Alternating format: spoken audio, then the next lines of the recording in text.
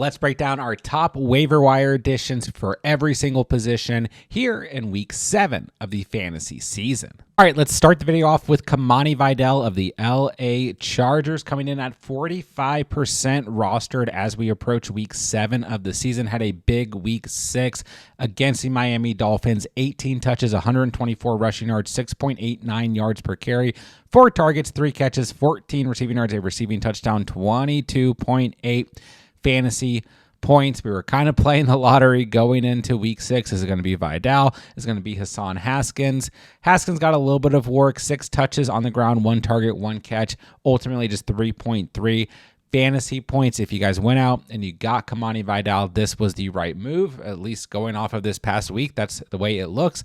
Maybe things could change a bit here in week 7, but it looks like Kamani Vidal is the Chargers running back to own. And this also comes in the wake of news that Omarion Hampton is expected to miss more than 4 weeks. Initially, when he was sent to IR, we were looking at about a 4-week timeline.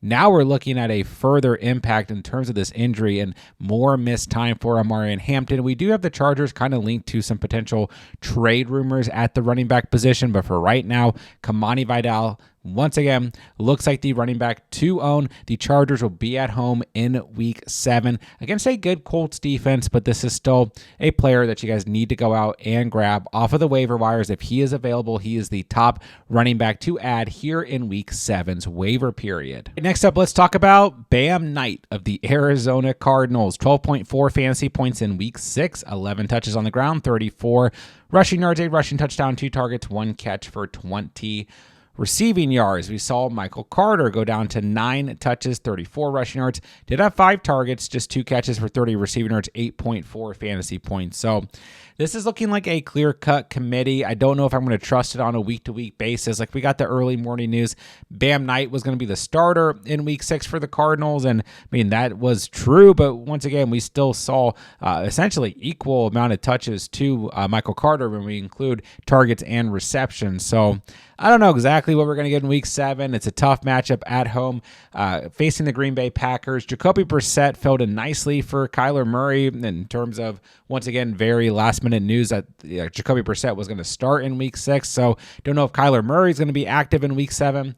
Don't know exactly what to expect out of the Cardinals offense in week 7 is the point being here. But we do have 2 kind of big teams on bye week here in week 7 in the Bills and the Ravens. So no James Cook, no Derrick Henry. Bam Knight very lowly rostered at 19% rostered. And don't forget, he still scored a touchdown in week 5 as well, had 9.4 fantasy points in what was a much bigger game, much more involvement out of Michael Carter in week 5. So Bam Knight, maybe some value here, especially if you guys are hurting at the running back position as we approach week 7 of the season. Let's move to the wide receiver position. Let's talk about Josh Downs of the Indianapolis Colts. 16.2 fantasy points in week 6 against the Cardinals. That matchup we just talked about. 7 targets, 6 catches, 42 receiving yards, and a touchdown. Also at 11.4 fantasy points in week 5 and has had 11 or more fantasy points in 3 out of the last 5 games. He sits just below 50% rostered at 49% roster, but this is a player at the wide receiver position that I do think should be more highly rostered across leagues. We know that Michael Pittman's the number 1 guy here. Tyler Warren getting plenty of involvement, but we also saw Michael Pittman's volume go a bit down in week 6, just 3 targets, 2 catches, 20 receiving yards for Pittman this past week. Tyler Warren, obviously, at the tight end position, is still heavily involved here, and he is starting to score some touchdowns. But that was the other thing. We saw Josh Downs actually score a touchdown this past week. So they get the Chargers in week 7. This defense has been a bit wishy-washy as of late. This should be a good competitive game on the road. The Colts offense still looks very sharp overall. Don't be surprised if over the coming weeks, Josh Downs continues to get more and more involvement as this offense continues to open up, because this offense at the end of the day is just playing very good football. So Josh Downs, if he's out there and available, especially if you're in need of a flex option in full PPR formats, is a top wide receiver to add as we approach week 7 of the season. Next up, we have Kendrick Bourne of the San Francisco 49ers coming in at 51% rostered, 9 targets in week 6, 5 catches, 142 receiving yards, 19.2 fantasy points.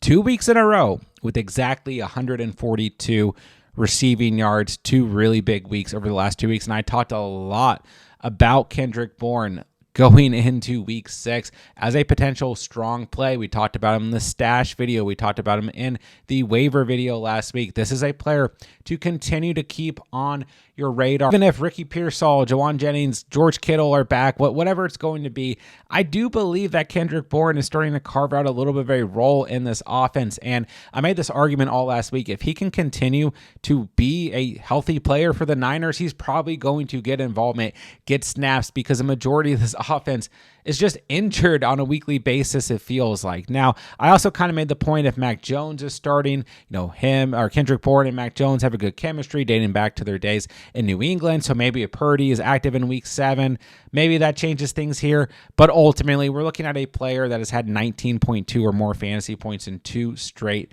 games. This is a good player to roster right now, even if you don't necessarily need to start him. He is a player that on a week-to-week basis, based on other injuries, can have a lot of value. But once again, I do believe he can carve out a role that is still beneficial to you guys, even if we see a lot of these other Niners pass catchers come back in the next week or coming week. So Kendrick Bourne, if he's still out there and available, a little bit above 50% rostered, but a player you guys should definitely be considering as we approach week 7. All right, last wide receiver I want to mention is Kayshon Boutte of the New England Patriots. 26.3 fantasy points in week 6. 5 targets, 5 catches, 93 receiving yards, 2 receiving touchdowns, and just 11% rostered. Now, when it comes to Kayshon Boutte, we look across the season, had that big week 1, was kind of like a priority waiver wire ad after week 1, and has done nothing outside of week 6 since week 1 of the season, with 8.6 or less fantasy points in every game until this past week against the Saints. But it really feels like this Patriots offense is starting to kind of hum, starting to get going. The passing attack is really starting to flourish under Drake May, who threw 3 touchdowns for the first time on the season this past week against the Saints defense. I know, against the Saints defense, but still, Drake May has had 2 or more passing touchdowns in every game since week 2, except for that week 5 matchup against Buffalo. And Kayshon Boutte is going to continue to be a part of the passing attack. I know we've seen other players get a little bit of involvement here. Demario Douglas found the end zone this past week. Stephon Diggs, of course, he's going to be too highly rostered to talk about, has looked really good. He's still got Hunter Henry looming around as well. But what I really like is this week 7 matchup against the Tennessee Titans, who've been bottom 10 against opposing wide receivers all year long. Feels like a good spot for Kayshon Boutte to kind of build off of what he did in week 6. So just want to look at a lowly rostered player here who could help you guys here in week 7 of the season due to the matchup and due to the fact that this offense is really starting to slowly but surely get going in Drake May's sophomore season. So if you guys are desperate, Kayshon Boutte could be a strong ad for you guys as we approach week 7. All right, moving to my top quarterbacks to add moving into week 7. Let's start with Sam Darnold, who sits at 51% rostered, 20 fantasy points in week 6, 16 of 27, 295 passing yards, 2 passing touchdowns. Going to get the Houston Texans this week on Monday Night Football. And Sam Darnold is just playing really good football right now. Not exactly always giving you the most in terms of fantasy, at least through the first 4 weeks of the season. We weren't getting really high ceilings from a fantasy perspective,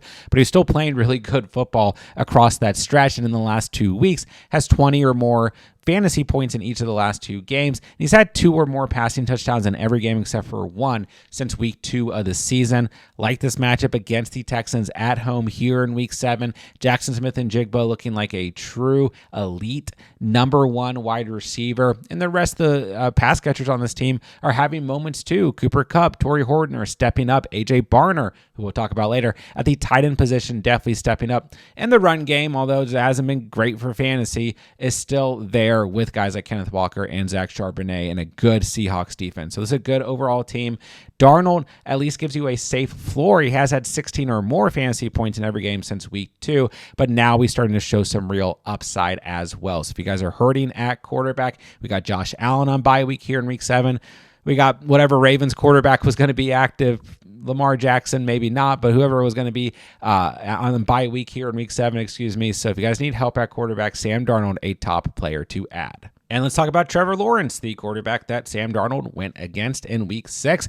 19.2 fantasy points against the Seahawks, 258 passing yards, 2 passing touchdowns, was 27 of 42, and you got to like this Week 7 matchup against the LA Rams. This is one of those teams that's kind of allowing for these game scripts that both teams end up needing to throw the football and kind of get in shootouts, even if we didn't quite see that in that kind of sloppy game against the Ravens this past week. That's what we've gotten a majority of the season out of the Rams. So I like this spot for T-Law, who has 19 or more fantasy points in the last 2 games, a little bit lower rostered here at 39% rostered. So just a strong streaming option as we approach the week. Over the last 2 weeks, he has 2 rushing touchdowns and 3 passing touchdowns to 1 interception, as well as 1 lost fumble. So we're still getting some of these offensive woes from the Jacksonville Jaguars, but they look like one of these teams that is finding a way to piece it together.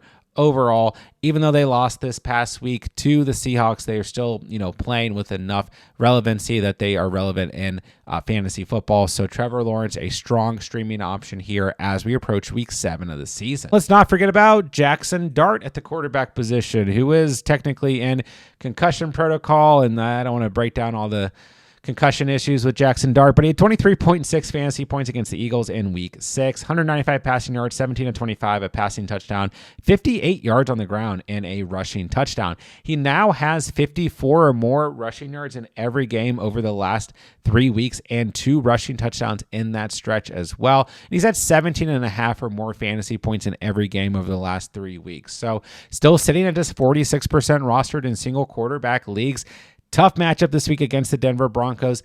Then I know he played really well against Philly this past week, but he will be on the road again in Week 8 against Philly, then gets the Niners. So this is still a tough stretch for the Giants, for Jackson Dart, but ultimately he is showing up in some of these tougher matchups. 19.8 fantasy points against the Chargers in Week 4, 23.6 fantasy points this past week against the Eagles at home. So Jackson Dart is out there and available. He at least has that rushing upside on a week-to-week basis and maybe can get through a defense like the Denver Broncos, although generally speaking, on the road against the Broncos is a matchup that I would want to avoid. This is still a player that we need to keep at the top of the radar when it comes to streaming quarterbacks. All right, let's wrap up with the tight end position. Let's start with A.J. Barner, who I talked a lot about going into Week 6. 10 fantasy points, just 3 targets, but 3 catches for 71 receiving yards. He now has 10 or more fantasy points in 4 of the last 5 games, and in that stretch, he has 4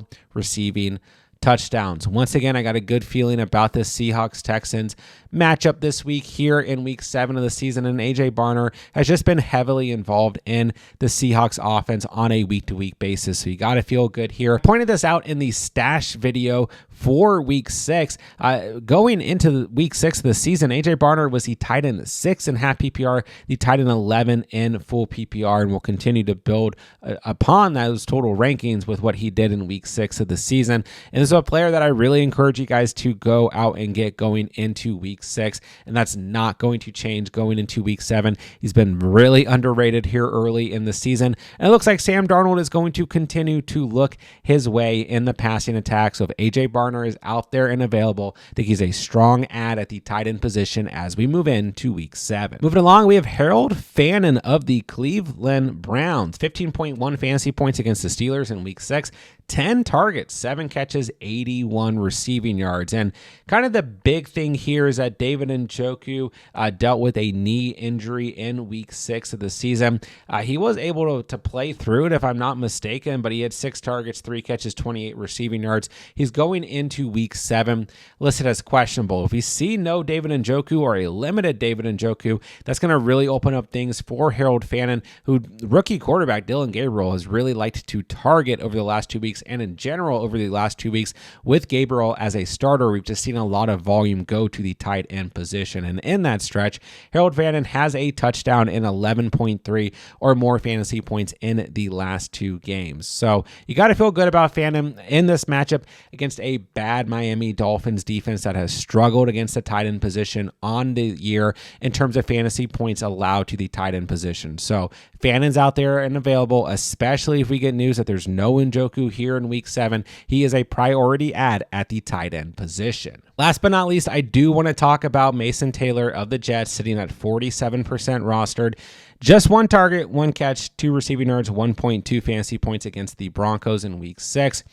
Was a tough matchup, although the Broncos haven't been actually great against tight ends. We knew it was still a tough matchup because it's the Broncos defense at the end of the day. And London games can always get weird. So I do think that there's a chance that Mason Taylor's dropped from a lot of teams going into week 7, but also he's still pretty lowly rostered, around 47% rostered. So there's still a good chance you guys can go out and make a move if you're hurting that tight end for Mason Taylor. And what we really want to look at here is very simple. Against the Carolina Panthers here in week 7, then the following week against the Cincinnati Bengals. These are two of the worst teams against the tight end position when it comes to fantasy points allowed. Looking at week 6 alone, we saw Jake Ferguson score a touchdown against the Panthers. We saw Tucker Kraft score a touchdown against the Bengals. Both of these teams have been very, very poor against opposing tight ends. So Mason Taylor, who had 7 or more targets in the last 2 games before week 6 and 11.5 or more fantasy points in each of those 2 games, is in a really good spot over the next 2 weeks,